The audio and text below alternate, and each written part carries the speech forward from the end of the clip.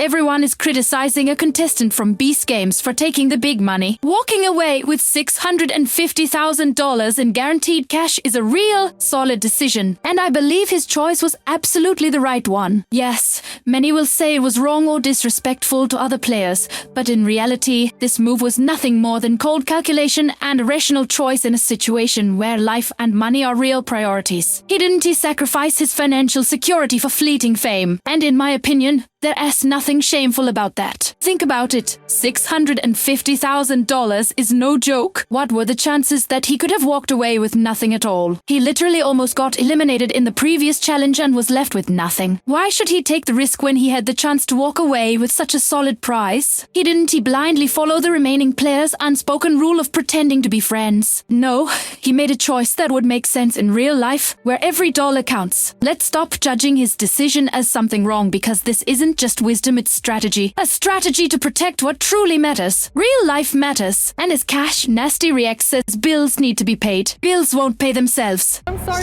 Stop it, you're good. Man, you're good. We thankful you didn't take the rest of it. Why you crying, man? Go pay your student loans you got going on. And probably what you got going on.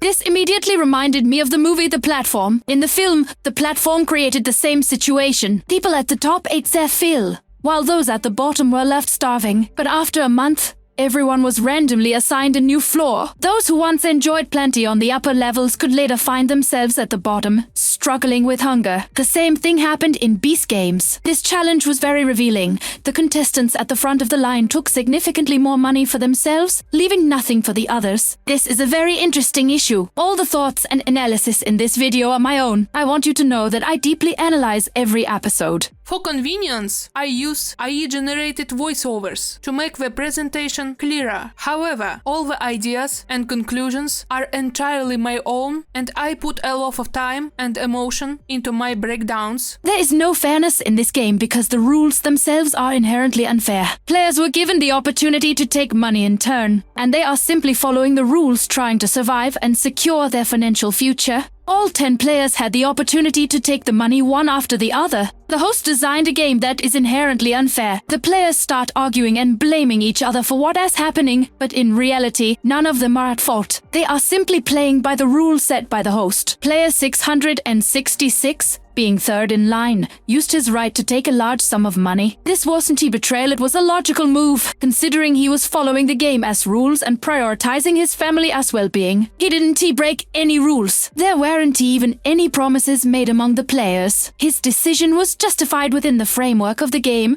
and he shouldn't be blamed for it. Because tomorrow, when the show is over, Player 666 will be left with no show, no Beast City, no team, and no friends. He will return home to a life burdened with debt, where his friends will forget about him, and he will find himself at the very bottom of the social hierarchy. Right now, Player 666 is on a high platform with a chance to secure his financial future. Right now, he has taken all the money and all the resources for himself, but not because he is a bad person, because he is smart. He knows that literally the next day, he will end up on the lowest platform with no means to survive. Player 666 thought ahead and built himself a financial safety net, and that was a smart move. I think his biggest problem is that he blames himself for his choice. But in reality, he should have been proud and happy. I believe this is where a contestant like Dino would have played it perfectly. He always enjoyed everything and brilliantly expressed emotions. Dino would have taken the money too, but he would have celebrated it. Everyone else would be standing around, crying and complaining about how terrible Dino was, but he wouldn't have cared. Dino would have enjoyed his winnings and truly believed he did the right thing. And that kind of reaction would have been great for the contestant himself. You need to feel like you did the right thing, exactly the way you wanted. There is no need to be ashamed of your actions, especially since his decision to take the money was very justified. In the next video, I will break down how the large prize amounts initially influenced the actions of all the other players. Be sure to subscribe and leave a like. So, who is really to blame in this situation? The Mr. Beast or the players? Let me know in the comments what you would have done in player 666's shoes. Let's discuss!